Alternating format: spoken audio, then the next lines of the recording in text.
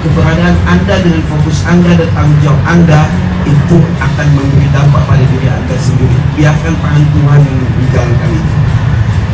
Tugas Anda hanya bekerja, tugas Anda hanya fokus.